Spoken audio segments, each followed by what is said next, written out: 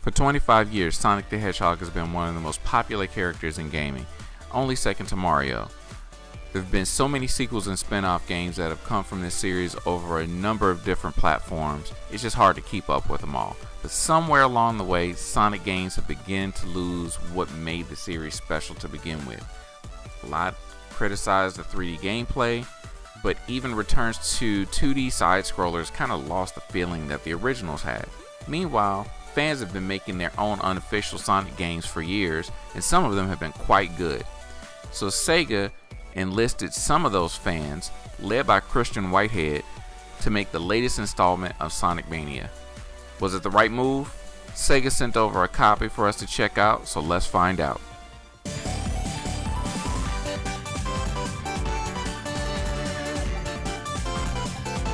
Sonic games began light on story and got a lot more story driven over the years.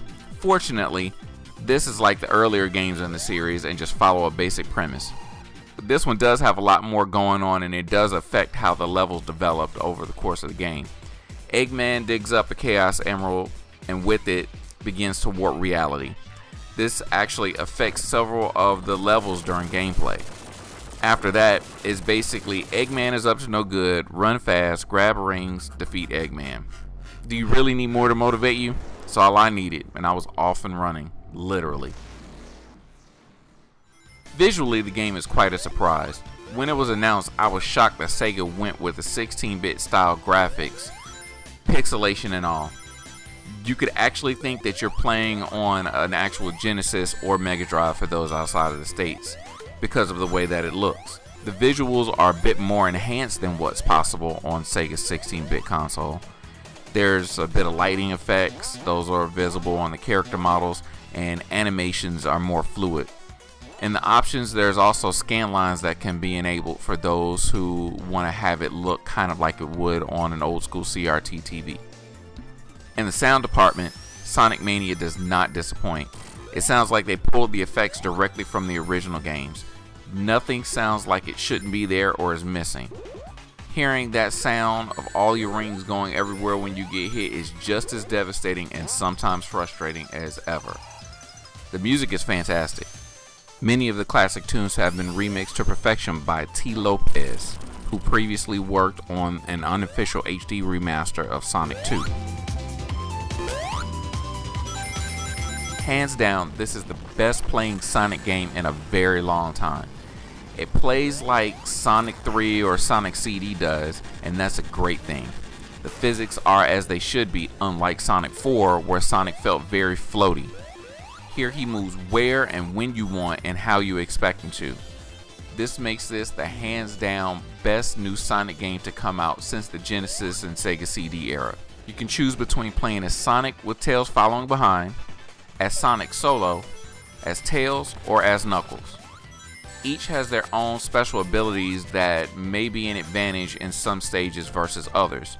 Sonic obviously is faster than the others, while Tails has the ability to fly using his tail. Knuckles can glide for short distances and climb walls. Because of his climbing ability, some stages will have slight differences when playing as Knuckles to take advantage of his extra skills. As you play through some of the stages, you'll encounter pieces that Sonic will stick to, and an electrified force field can cause him to walk on the ceiling when a magnetic field is turned on. This adds to some pretty crazy and fun moments throughout the stages. There are other modes and level types you will come across as you play through the game. There's a time attack mode where you try to run through each stage and score the quickest time possible, and a versus mode that's also reminiscent of the one that's in Sonic 2. 3, 2, 1, go! Finding large coins will take you to a 3D style mode where you chase a UFO to unlock Chaos Emeralds. There's also another 3D mode similar to the one in Sonic 3 that you access when you hit various checkpoints.